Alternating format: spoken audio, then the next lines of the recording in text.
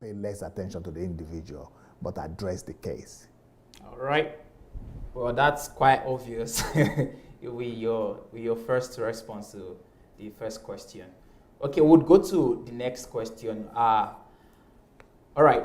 Would you, now this is a personal question, would you stand with those who say they believe her, or will you ask for evidence and refuse to get involved till she can produce some evidences concerning the fact that the incidents happened over 10 years ago, and producing physical evidence is practically impossible.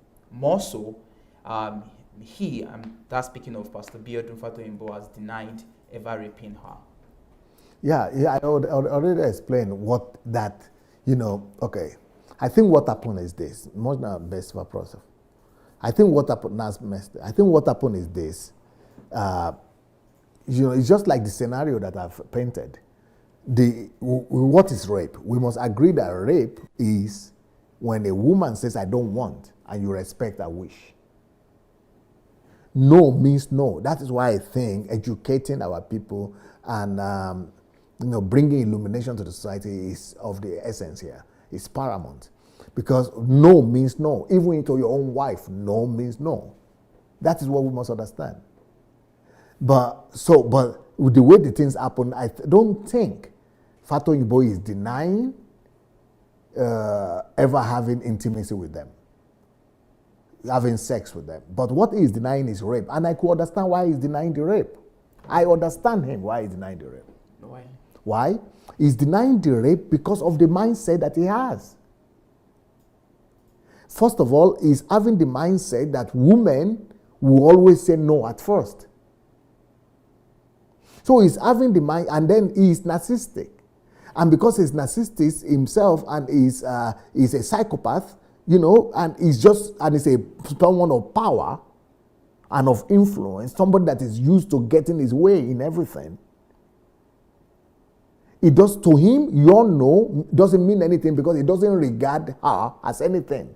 He is everything. He is the senior pastor. He is the COSA founder. He is the cult leader. He is the guy boy. Even in secondary school, you schooled in Nigeria. In secondary school, there were always the what do you call them? The I guys, the go guys, the go-to guys, the big boys. The big boys do this all the time. I'm sure he was one of the big boys in his school too. They do this all the time. They go and get the girls and then come and tell stories to themselves. I was in secondary school in Nigeria, so I know what it means. I was not, they always have the good boys. They call the bookworms. I'm not talking about the bookworms. He was not, I think he was one of the big guys. Who they don't do it because the girls want. In Nigeria, most people don't ask, they don't woo a woman. They don't know how to do it. They don't know how to make a woman fall off her feet, sweep of a woman off her feet out of attention and love. They don't know how to do it. They've not been taught. They've been taught only one way, by Hollywood. And Hollywood only teach them that she slaps you down and she's fighting you now, and the next minute you throw her to the bed and she's kissing you. So for him, I can understand why he thinks that he didn't rape her. What he thinks he did is that he made her do it, and because later on, the girls themselves said, yes, we just allowed, we just gave in. So the same thing, but the fact that initially they had said no, that should have stopped him. Yeah. But it didn't stop him because of who he is. He's having a distortion in his mind. And that distortion is that I am this and I can have my way anywhere. It's a psychological, that's why I think it needs healing. It needs rehabilitation. It's a psychological thing. And it's not just him. 90% of pastors in Nigeria are like that. They are people of power, and the society has made them to be like that. The society has made make us to look at men of power as people that can have their way and do everything. I mean, the same thing with Pastor Oyedepo slapping the woman. If he slapped the woman, the girl, and he had his own way, the same thing is the same rape. It is the same rape, not sexual rape. It's the same abuse. So the big men are used to having their ways. And that is the narcissism. And the reason I'm giving explanation is for the men to understand what is wrong with them. and to understand what is wrong, that the approach we have to women is wrong. And the approach we even have to approaching women is wrong. And the approaching we do that we have been taught in our culture is not noble. We have not been taught nobility. We don't know nobility. So my explanation is purposeful. Yeah, but that's what I'm speaking also on. Maybe might not be, but I'm saying this might sound as an excuse. Well, I'm going to be very surprised if people say it as an excuse. Yeah, because it might sound as okay. You are giving an explanation that is. But this explanation is targeting men. So you should know what I'm doing. The explanation I'm giving is targeting men who are like that, so that they will see where they have gone wrong. And it's also targeting the culture,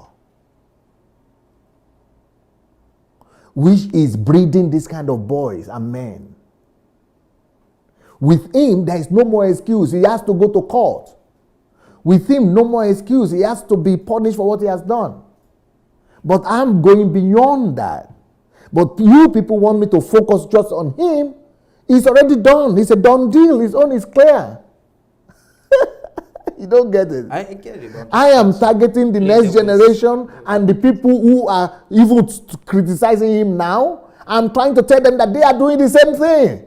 Whenever they force their wife, they are committing rape too.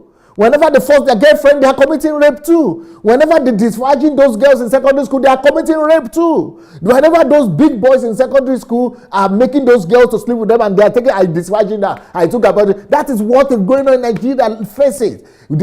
People are bragging about it. I'm the one who disvirgin her. I'm the one who disvirgin this one. They are thinking it's normal. Nobody puts them in prison. That's what I'm saying, that those things are crime. And this is happening in families too. They are disvirgining their cousins, their nieces and their nephews and their things like that. They are disvirgining, they are sleeping with girls in their relatives' family, and they will just say, oh, it happened, or it's not. This is what I'm saying, that all this approach, Hollywood and Nollywood approach to women is what is wrong. That you can make a woman to do what you want as long as you have the power. You can make the woman to, because she's a woman. She will not agree first, so you have to force her. That is not the way to get a woman to accept what you want. The way to make her accept is to woo her. The way to make her accept is through love. The way to make her accept is through kindness. The way to make her accept is through affection. But we are not taught affection. We don't know the word. So, so that's why I'm trying to say that there is more complex. So my focus is not on Fato Yibo and him alone, but I'm focusing on the whole culture that is doing this, perpetrating this every minute. I don't know, we are talking these two different languages, but I want you to prove your point, because I don't want you to give up. I'm playing the devil's advocate here. Go ahead and do it, because I must hear you. Yeah, because I'm not sure I understand where you're coming from, and I wanted you to also. You see, I made my own case passionately. I want you to understand where I am coming from, but I want to also understand where you are coming from. Yeah. Okay. First is I want to speak like Nigerians, how Nigerians are handling this situation.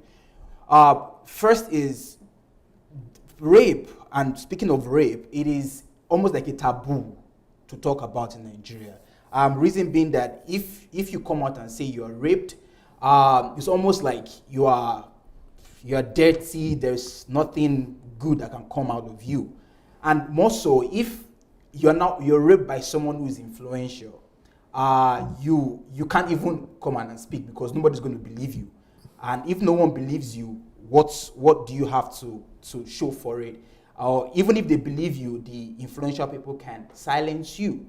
And that is the reason why. Okay, so that's the reason for that question. Yeah, and that's the reason why when you are giving the explanation, which since I'm also in the mental field, and I understand where you're coming from, but it comes across to an average person as you giving an excuse for that action.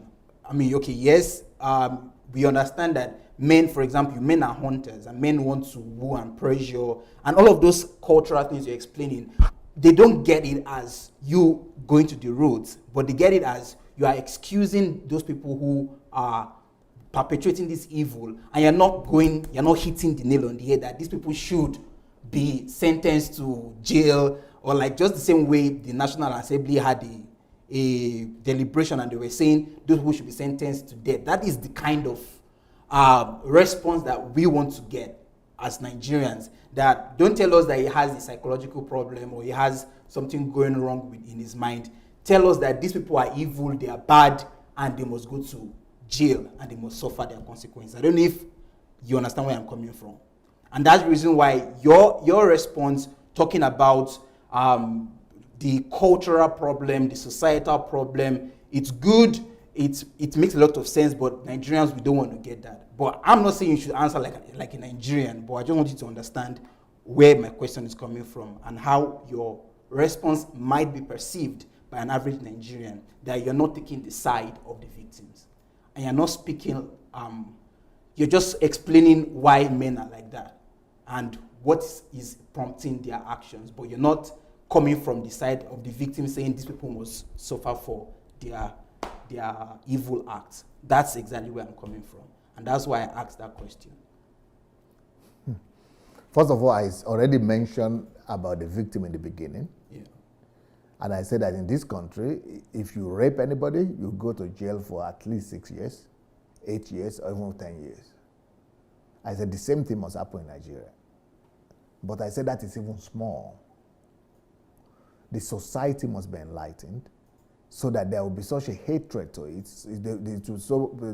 It will be so appalling to the society at large that even prisoners themselves, who are criminals, murderers, themselves will even appall rapists and rape.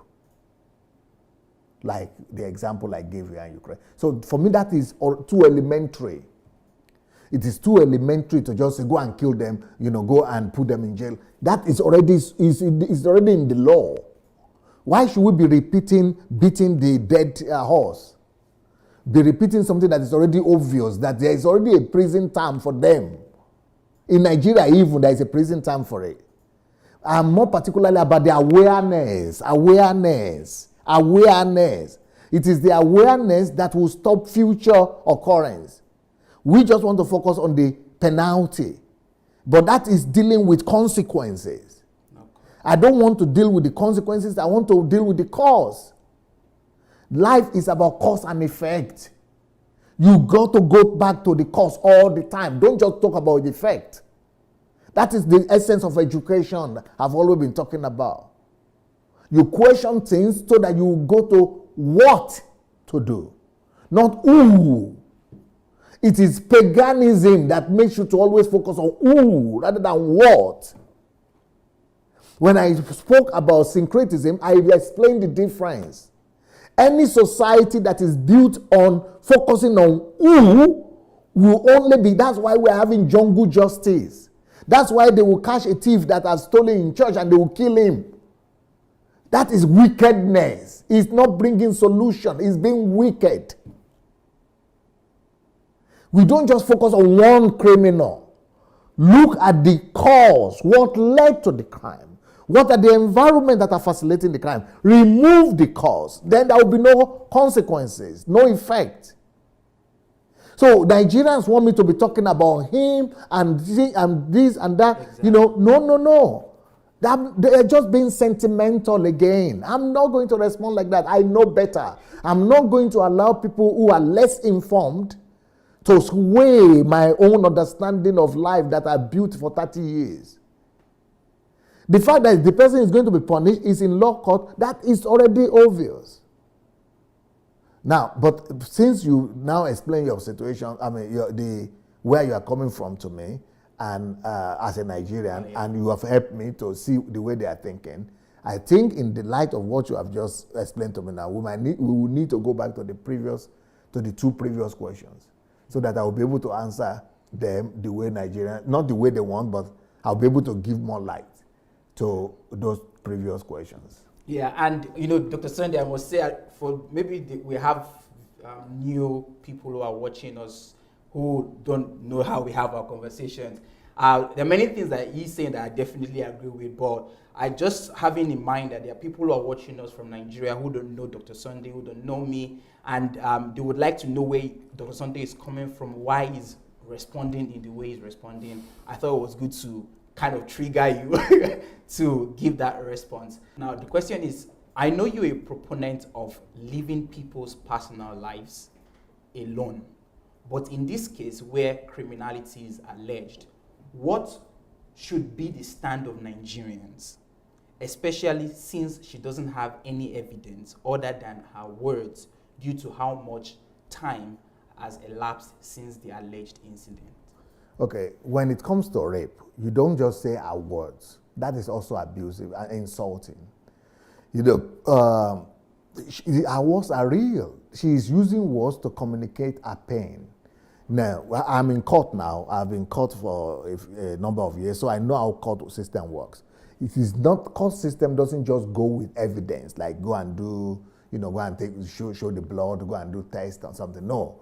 When it comes to this situation, they will ask, what happened during that time?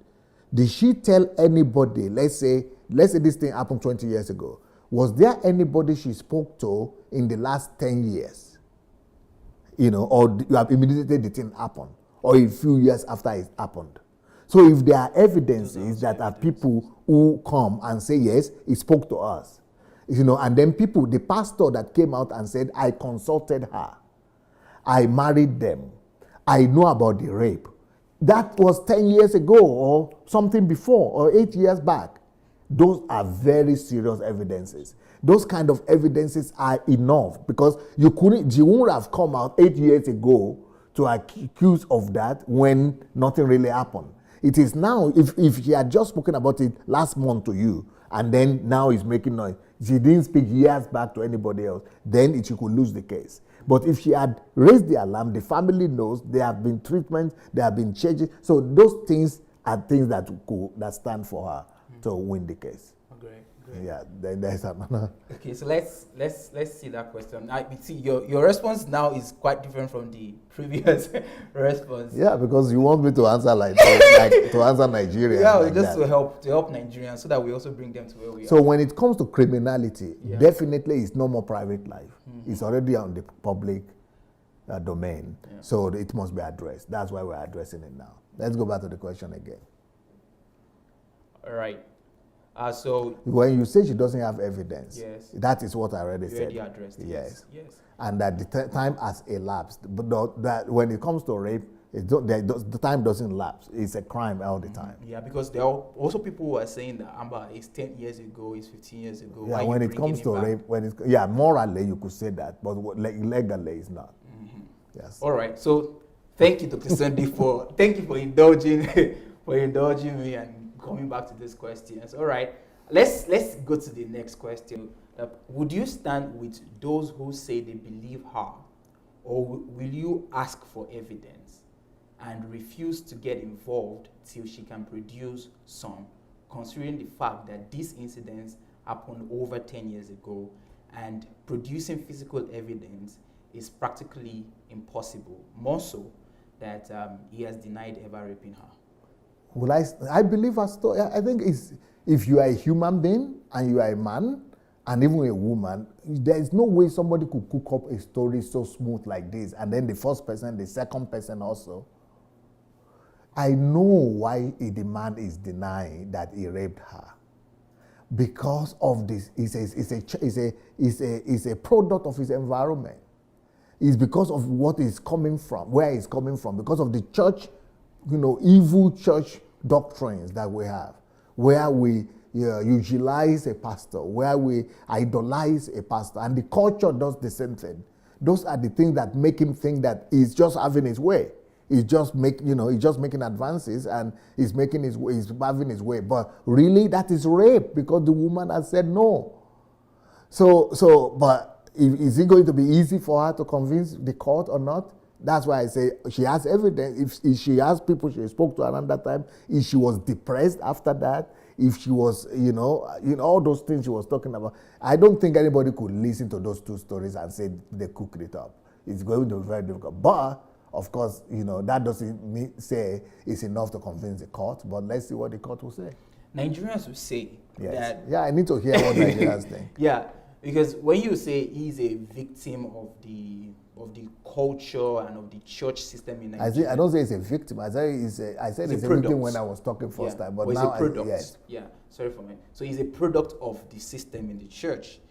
So Nigerians will say, where does personal responsibility come into it? Of course, that is why he must be sued. That's personal responsibility. Yeah, and also, okay, maybe, that's because they would say that, but I mean, there are other pastors who are also in this same system, but they're not committing rape. They are committing rape. All of them are committing rape. 90% of them. I've already said this. Yeah. And the rape is, I don't mean by sexual rape alone, but they are committing rape. When you pastors teach women to come and be coming to church 5 times a week or 6 times a week and forget their children and forget their husband, when pastors make their husband, when you go to church and you have a woman kneeling down like this for a pastor, and the husband, he will never regard her. When even the pastor, the husband himself will come and be carrying and be lying down and before a man, and the wife is just saying, you are losing the authority. You are making that man to lose the authority of a man in the house. When you make a father and the head of a family to be running errand in the court like a schoolboy, and the wife is seeing all that, how will she ever respect him when they get to the house? When you make a woman to be giving all her allegiance to the pastor and to the church, disregarding that man, how would she ever respect him? So that is rape. Also, abuses. This is another abuse. It's an abuse too. So all of them are there are different manifestations of weaknesses. Not all sins or abuses. So his own could be in sexual way. These other ones could be in tyrannical way. This other one would be in slave camp one. The other one could be in finances. Yeah, but all of them have to take responsibility for that. That's why we must not all just talk about the Fatoyinbo one, but we must also talk holistically about the situation in the church and the society at large. Well, there you go. Thank you, Pastor, for that. No, if you don't agree, go ahead and make your point. Well, I think not you. I'm not talking about you. We are talking Yeah, if you think that it will not convince people, go ahead and continue. Yeah, what I'm saying that is, I think what your explanation right now gives. I think a Nigerian should understand what you just explained. As far as I'm concerned, what I just explained now, I've already said it when I was talking. But people will need to listen to me again and again and listen to every word and be more detailed. But it's good that you are, raising these issues so that the emphasis could be made. For emphasis sake. Hello, everybody. DSA here. I would like us to spread this word together. Let the gospel of the kingdom conquer the world. We only need you to help us take 5 simple steps. What are these steps? 1, go ahead and like the video, please, if you have not yet done that. Number 2, we need you to subscribe to this channel. Have you yet subscribed? You not yet done it? Go do it now. Number 3, you need to press and click on that bell. You see the bell there? That will give you notification of every video that we do. Then the next thing you need to do, write your comments. Let's know what you think, good or bad.